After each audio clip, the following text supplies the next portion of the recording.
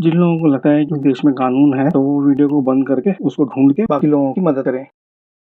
बहुत सारे लोगों ने डायरेक्टली और इनडायरेक्टली मुझसे पूछा कि लॉकडाउन में सर सैलरी मिलेगी कि नहीं, या हमारी सैलरी मार्च की भी अभी तक नहीं आई है, मई हो गया है तो क्या करें। तो पहली चीज तो ये है कि ऑलरेडी सुप्रीम कोर्ट में पिटिशन जा चुकी हैं, दोनों साइड से, एम्प्लॉय के साइड से भी और एम्प्लॉयर्स के साइड से भी। इसलिए अब ये तो सुप्रीम कोर्ट से ही लड़ाई का फैसला होगा। लॉकडाउन जब अनाउंस हुआ था तो 29 मार्च को गवर्नमेंट ने एक नोटिस इशू किया था, एक ऑर्डर इशू किया था, जिसमें पॉइंट 3 में एक क्लियरली मेंशन था लॉकडाउन के टाइम में सब एम्प्लॉयर्स को अपने हर एक एम्प्लॉय को बिना कुछ कट किए पूरी सैलरी देनी है। अब इस पर एम्प्लॉयर्स वो बोल रहे हैं कि हम एम्प्लॉयज को बिना काम किए सैलरी क्यों दें, जबकि हमारा काम पूरी तरह से बंद है, हमारी इनकम नहीं हो रही है, तो हम एम्प्लॉयज को सैलरी कैसे दें। अब जैसे जैसे लॉकडाउन एक्सटेंड होता गया तो प्रॉब्लम्स और बढ़ती गई। इस बीच में कुछ एम्प्लॉयर्स ने ऑलरेडी अपने एम्प्लॉयज को लीव विदाउट पे भेज दिया, कुछ लोगों की ऑलरेडी सैलरी कट कर दी 32% टू 50%, और कुछ लोगों को नौकरी से तो निकाल ही दिया है। तो इन सब पर फाइनली एम्प्लॉय यूनियंस भी सुप्रीम कोर्ट में पहुंच गई। तो ऑलरेडी सुप्रीम कोर्ट में 2 पिटिशंस गई हैं, एक पिटिशन एम्प्लॉयर्स की तरफ से है, एक पिटिशन एम्प्लॉयर्स की तरफ से है। तो एम्प्लॉयर्स की तरफ से जो पिटिशंस सुप्रीम कोर्ट में आई हैं वो है लुधियाना हैंड टूल्स एसोसिएशन की,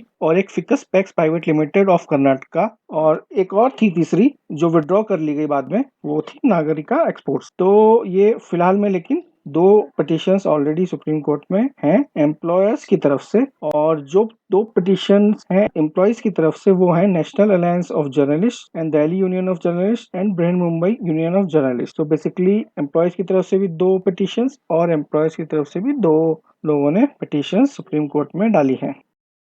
फाइनली आईटी सेक्टर में भी यूनियंस बन गई हैं, इसलिए इन सब के साथ अभी कुछ दिन पहले ही आईटी यूनियन ने भी पिटिशन सुप्रीम कोर्ट में डाली है आईटी कंपनीज के अगेंस्ट कि वो लोग भी बहुत सारे एम्प्लॉयज को निकाल रही हैं, लीव विदाउट पे भेज रही हैं।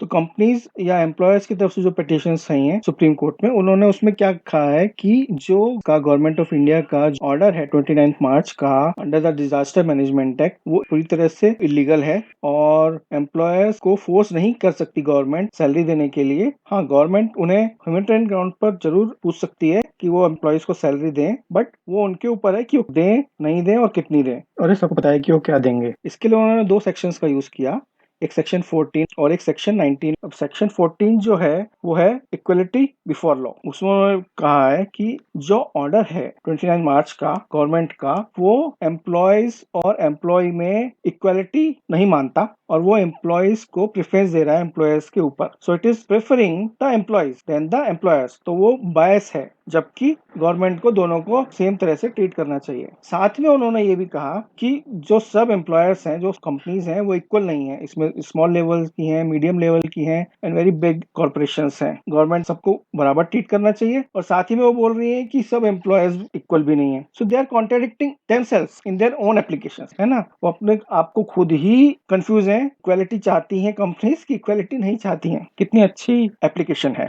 बट सुप्रीम कोर्ट है, सुप्रीम कोर्ट में sky is the limit to ask anything. तो कुछ भी नॉनसेंस वहां पर सबमिट कर सकते हैं, उसके लिए कोई लिमिट नहीं है। लेकिन ये इंटेलिजेंट मूव है क्योंकि इससे बाकी इंडस्ट्रीज भी पिटिशन फाइल कर सकती हैं। दूसरा सेक्शन जो इस पिटिशन में एम्प्लॉयर्स की तरफ से यूज किया वो सेक्शन 19 है, जो राइट ऑफ ऑक्यूपेशन देता है कि एम्प्लॉयर्स को ये राइट है कि वो एम्प्लॉयज को निकाल सकते हैं as per the industrial dispute act. Disaster management act अलग है, इंडस्ट्रियल डिस्प्यूट एक्ट में ऑलरेडी ये एम्प्लॉयर्स को पावर है कि वो एम्प्लॉयज को नेचुरल कैलेमिटी के टाइम पर निकाल सकते हैं। सेकेंड पॉइंट है एम्प्लॉयर्स का कि राइट ऑफ ऑक्यूपेशन में एम्प्लॉयर्स एंड एम्प्लॉयज के बीच में कॉन्ट्रैक्ट होता है कि नो वर्क नो पे। तो जब काम नहीं किया तो पैसा नहीं मिलेगा, तो वो उसका भी यूज करना चाहते हैं। तो एम्प्लॉयज की तरफ से भी जो पिटिशन फाइल हुई है उसमें उन्होंने यही कहा है, सेम आर्टिकल 14 एंड 19 उसके साथ 21 का भी यूज किया है, और बेसिकली उनका कहना यही है कि उनकी लाइवलीहुड और कोई तरीका नहीं है, वो कम्प्लीटली सैलरी पर डिपेंडेंट है, और इस टाइम में लॉकडाउन में वो जॉब ढूंढने बाहर भी नहीं जाते हैं। तो कंपनी का ये इनह्यूमन बिहेवियर है और इलीगल भी है, क्योंकि गवर्नमेंट ने ऑर्डर पास किया है। तो जो सारे ले ऑफ कंपनियां कर रही हैं, सैलरी कट कर रही हैं बिना किसी रीजन के, और लीव विदाउट पे भेज रही हैं, तो वो सब इलीगल है।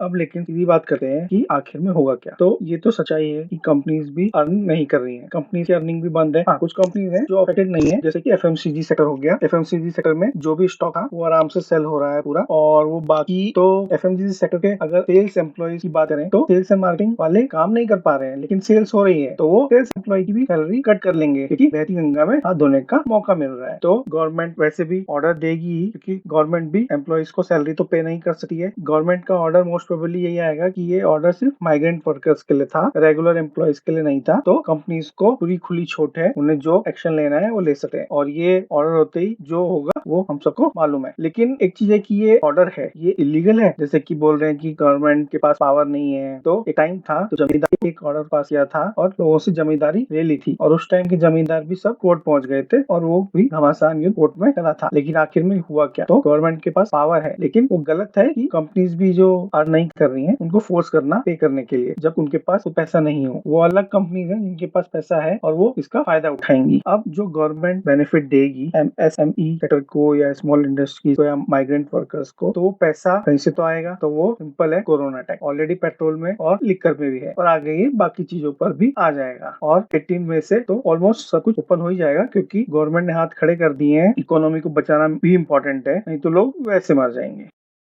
तो इस महाभारत युद्ध का फैसला क्या हुआ, तो अभी फिलहाल में सुप्रीम कोर्ट ने स्टे देने से मना कर दिया, और एमएसएमई सेक्टर ने जो 30% सैलरी देने के लिए कहा था वो भी सुप्रीम कोर्ट ने रिजेक्ट कर दिया। बट सुप्रीम कोर्ट ने गवर्नमेंट 2 हफ्ते में पॉलिसी का क्लैरिफिकेशन देने के लिए बोला है, और नेक्स्ट डेट 15 मई में फैसला हो जाएगा। तो stay tuned for final decision on 15 May.